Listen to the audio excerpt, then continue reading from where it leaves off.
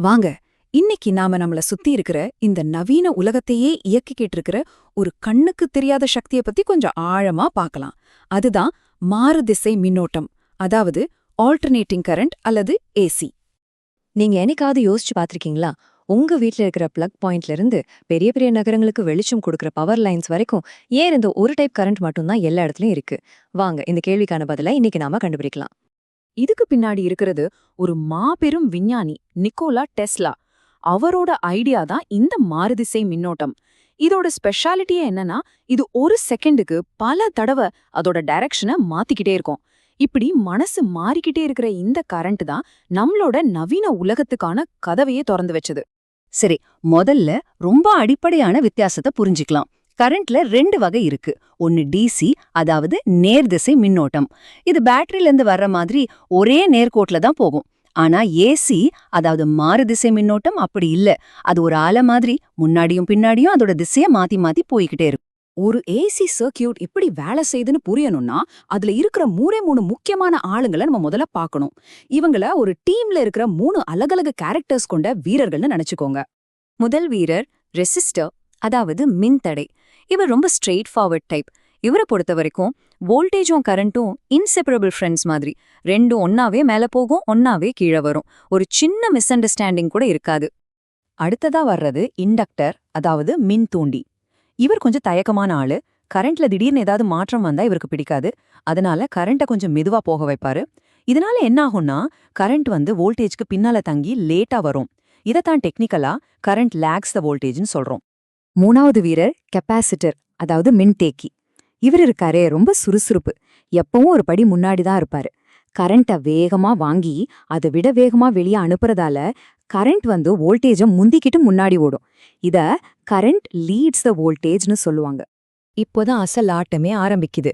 இந்த 3 பேரையும், அதாவது கரெக்டா போறவர், பின்தங்குறவர், முந்திட்டு போறவர், இவங்களெல்லாம் ஒரே சர்க்கியூட்ல ஒரே டீம்ல போட்டா என்ன ஆகும்? அதுக்கு பேர் தான் LCR சர்க்கியூட். இங்கேதான் விஷயமே ரொம்ப சுவாரஸ்யமா மாறும். யோசிச்சு பாருங்க, ஒரே சர்க்கியூட்ல ஒருத்தர் கரண்ட முன்னாடி இழுக்கிறார், இன்னொருத்தர் பின்னாடி இழுக்கிறார். இந்த இழுபறி போட்டியில அந்த சர்க்கியூட் மொத்தமா எப்படி நடந்துக்கும்? இந்த மொத்த எதிர்ப்பை அளக்குறதுக்கு நாம இம்பிடன்ஸ்னு ஒரு வார்த்தைய பயன்படுத்துறோம்.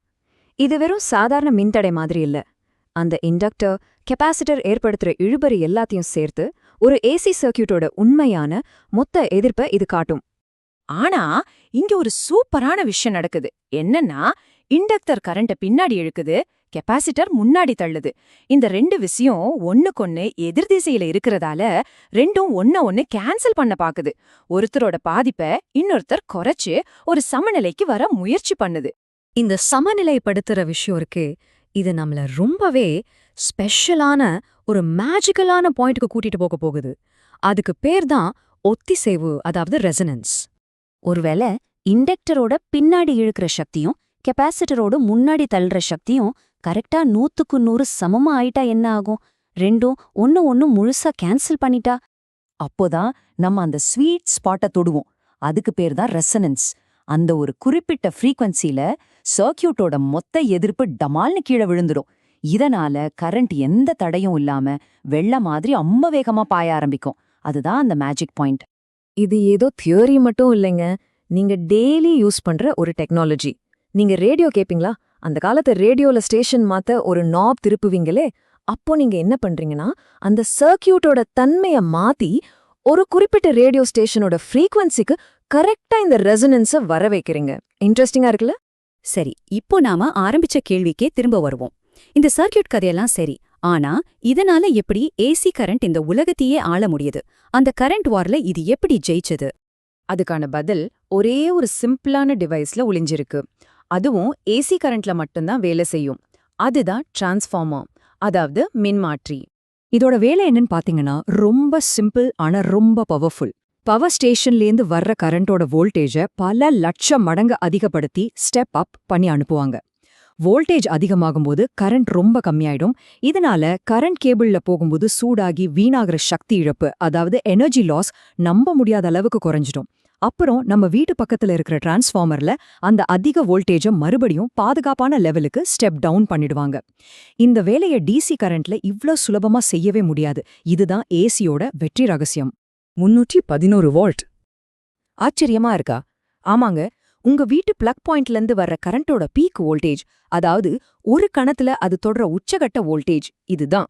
நாம 220 வோல்ட் 240 வோல்ட்னு சொல்றதெல்லாம் அதோட சராசரி செயல்திறன் மதிப்பு தான், அதாவது ஆர்எம்எஸ் வேல்யூ. ஆனா அதோட உச்சம் நிஜத்துல 300 வோல்ட்டை தாண்டி போகுது. யோசிச்சு பாருங்க, பெரிய பவர் பிளான்ட்ல இருந்து உங்க கையில இருக்கிற சின்ன ஃபோன் சார்ஜர் வரைக்கும் இந்த ஆல்டர்னேட்டிங் கரண்ட் தான் நம்ம கண்ணுக்கு தெரியாம நம்ம உலகத்தையே ஒரு நதி மாதிரி ஓடி இயக்கிக்கிட்டு இருக்கு. இன்னைக்கு நாம அதோட சில ரகசியங்களை பார்த்தோம். அடுத்து நீங்க எந்த அறிவியல் புதிரோட முடிச்சு அவிழ்க்க போறீங்க?